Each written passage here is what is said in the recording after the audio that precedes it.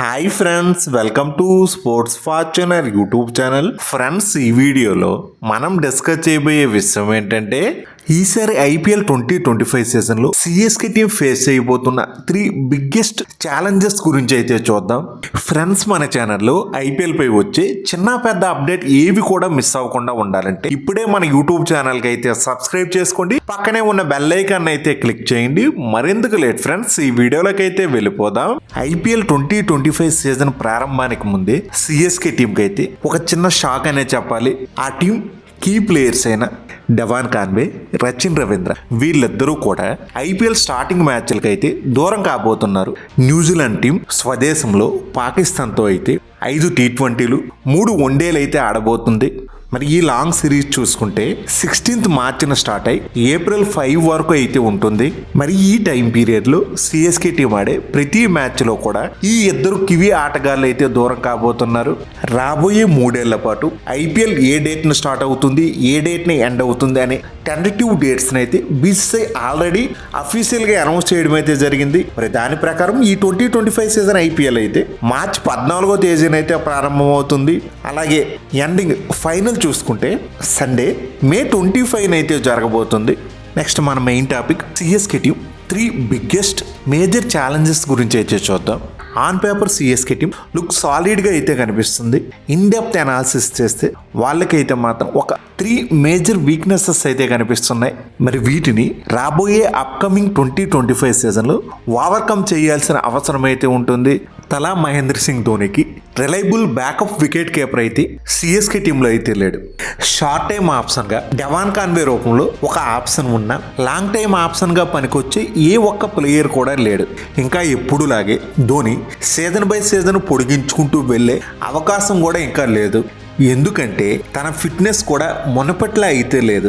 Last సీజన్లో కూడా 100% match fitness లేకుండానే సీజన్ మొత్తం ఆడడం అయితే జరిగింది. లాస్ట్ సీజన్ మొత్తం చూడండి, మ్యాక్సిమం మ్యాచెస్లో ధోని అయితే ఇన్నింగ్స్ లాస్ట్లో 1 or 2 అవర్స్ ఉండగానే మాత్రమే తను బ్యాటింగ్ అయితే వచ్చేవాడు. కొన్ని సార్లు చూసుకుంటే 3 బాల్ ఆడేవాడు, 2 బాల్ ఆడేవాడు, 4 బాల్ ఆడేవాడు.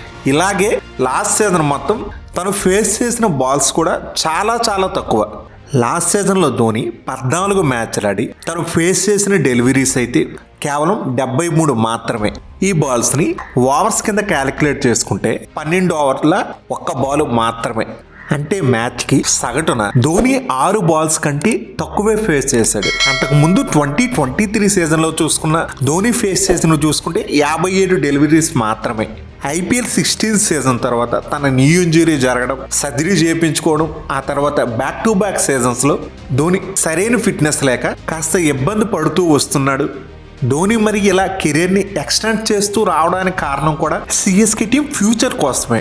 మరి తను ఉండగానే సిఎస్కే టీంకి అన్నీ సమకూర్చి రిటైర్మెంట్ ప్రకటించాలని ధోని ఆలోచిస్తున్నాడు. అందులో భాగంగానే ఆ స్మూత్ కెప్టెన్సీ ట్రాన్స్ఫర్మేషన్ కూడా జరగడం అయితే జరిగింది. ధోని నుంచి రుతురాజ్ గైక్వాడ్కి కెప్టెన్సీ అయితే అందింది. అలాగే ఒకే ఒకటి బ్యాలెన్స్ అయితే ఉండిపోయింది. ధోనికి సక్సెసర్గా, ధోని వారసుడిగా వచ్చి వికెట్ కీపర్ అయితే సిఎస్కే టీంలో అయితే లేడు. మరి అది ఈ సీజన్లో ఫుల్ఫిల్ అవుతుందని చాలా మంది అయితే ఎక్స్పెక్ట్ చేశారు. బిఫోర్ ఐపీఎల్ ఆక్షన్ సిఎస్కే టీంలోకి రిషబ్ పంత్ వస్తున్నాడని చాలా స్పెక్యులేషన్స్, న్యూసెస్ అనేవి రావడం జరిగింది.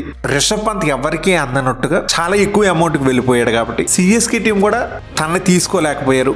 పంత వరకు ఓకే, బట్ ఇషాన్ కిషన్, జితేష్ శర్మ లాంటి మంచి రిలయబుల్ వికెట్ కీపర్స్ వచ్చిన వాళ్ళ కోసం కూడా సిఎస్కే టీం అయితే అసలు ట్రై చేయలేదు. ఇదే కాస్త సర్ప్రైజ్గా అయితే అనిపించింది. ధోని రీసెంట్గా తన ఫిట్నెస్ గురించి మాట్లాడుతూ, నేనైతే ప్రజెంట్ ఫుల్లీ ఫిట్గా అయితే లేను, మునపటి ఫిట్నెస్ అయితే నాలో లేదు, కానీ ఐపీఎల్ ఆడేందుకు నా ఆహారపు అలవాట్లలోనూ మార్పులు అయితే చేసుకుంటున్నా.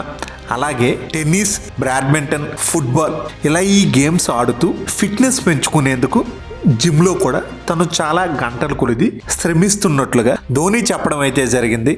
సెకండ్ ఛాలెంజ్ పవర్ హిట్టింగ్ కోసం సిఎస్కే టీం మిడిల్ ఓవర్స్ లో ఎక్కువగా శివం దుబే మీద ఓవర్గా అయితే ఆధారపడడం అయితే జరుగుతుంది. సిఎస్కే టీం కి మిడిల్ ఆర్డర్ లో ఎక్కువ మంది పవర్ హిట్టర్స్ అయితే లేరు.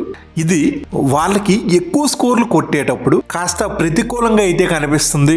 సిఎస్కే టీం వాళ్ళ హోమ్ వెన్యూ చపాక్లో మ్యాచ్లు జరిగేటప్పుడు అక్కడున్న స్లో పిచ్ కారణంగా కొట్టే 130, 140, 150 రన్స్ దగ్గర సిఎస్కే టీం కి ఏ ప్రాబ్లం కనిపించకపోవచ్చు, కానీ వాళ్ళ హెవీ మ్యాచెస్ లో మిగతా టీమ్స్ అన్ని కూడా బ్యాటింగ్ ఫ్రెండ్లీ వికెట్స్ అయితే ఎక్కువగా ప్రిఫర్ చేస్తూ ఉంటాయి. అలాంటి దగ్గర 220, 200+ వచ్చే స్కోర్లని సిఎస్కే టీం చేజ్ చేసేటప్పుడు బలమైన పవర్ హిట్టర్స్ లేకపోతే మాత్రం దాన్ని అందుకోవడం అయితే కష్టమవుతుంది.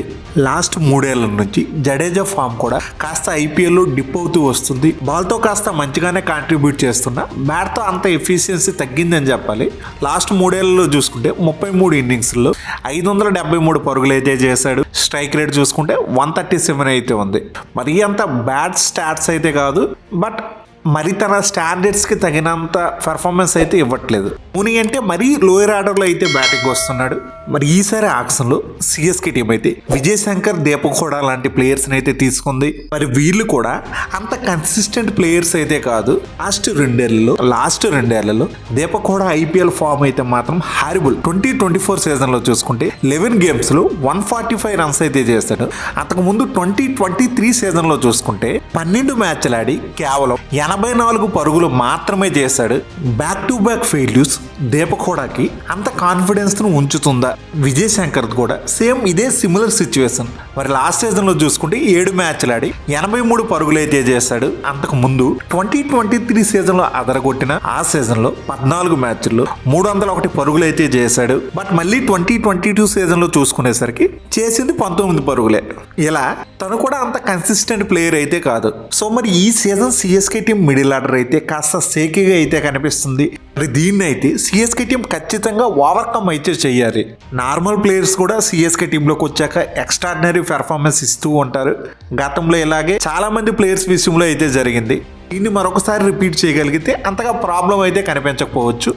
ఛాలెంజ్ సిఎస్కే టీంకి స్పిన్ బౌలింగ్ లైనప్ విషయానికి వచ్చేసరికి జెన్యూన్ మ్యాచ్ విన్నర్స్ అయితే 3 ఉన్నారు. అక్కడ ఎటువంటి ప్రాబ్లం లేదు. బట్ ఫాస్ట్ బౌలింగ్ విషయానికి వచ్చేసరికి జెన్యూన్ మ్యాచ్ విన్నర్స్లో ఒక్క పతిరానా మాత్రమే కనిపిస్తున్నాడు. అటు ఖలీల్ అహ్మద్ కానీ, అన్సుల్ కాంబోజ్ కానీ, గుర్జప్నీత్ సింగ్ కానీ, కమలేష్ నాగర్కోటి కానీ, ముఖేష్ చౌదరి కానీ, ఇలా చూసుకుంటే అంత trusted genuine match winning fast bowlers అయితే మరొకరు కనిపించట్లేదు. నాథన్ ఎల్లిస్ రూపంలో మరో మంచి క్వాలిటీ పేసర్ ఉన్న ఫారిన్ ప్లేయర్ కాంబినేషన్స్ వల్ల తనకి ప్లేయింగ్ లెవెల్లో అవకాశాలు అయితే కల్పించలేకపోవచ్చు. రాబోయే సీజన్లో పక్కాగా రిటైర్మెంట్ ప్రకటించే ఆటగాళ్ళు తలా మహేంద్ర సింగ్ ధోని అయితే ఉంటాడు. అలాగే రీసెంట్ టైంలో తన ఇంటర్నేషనల్ కెరీర్కు వీడ్కోలు పలికిన రవిచంద్రన్ అశ్విన్. మరి తను కూడా ఎంతకాలం చెన్నై టీంతో కొనసాగుతాడు? చాలా సంవత్సరాల తర్వాత మళ్ళీ తిరిగి తన సొంత జట్టు సిఎస్కే టీం తరపున ఆడటం తనకు ఒక ఎమోషనల్ ఫీలింగ్ అయితే ఇంకా సొంత ఫ్యాన్స్ ముందు సొంత గ్రౌండ్లో వీడ్కోలు పలుకుదామన్న నిర్ణయం తీసుకుంటే అది కూడా జరగవచ్చు. అలాగే జడేజా కూడా రిటైర్మెంట్కి దగ్గరగా ఉన్న ప్లేయరే. ఈ 3 లెజెండ్స్ కూడా ఇంకా ఐపీఎల్లో ఎంత కాలం కొనసాగుతారు? రాబోయే 1-2 సీజన్స్ మాత్రం సిఎస్కే ఫ్యాన్స్కి అయితే మాత్రం చాలా స్పెషల్ ఎమోషనల్ సీజన్స్. మరి ఇవి friends CSK team 3 biggest challenges. Friends ఈ వీడియో మీకు బాగా నచ్చినట్లయితే లైక్ చేయడం మాత్రం మర్చిపోవద్దు.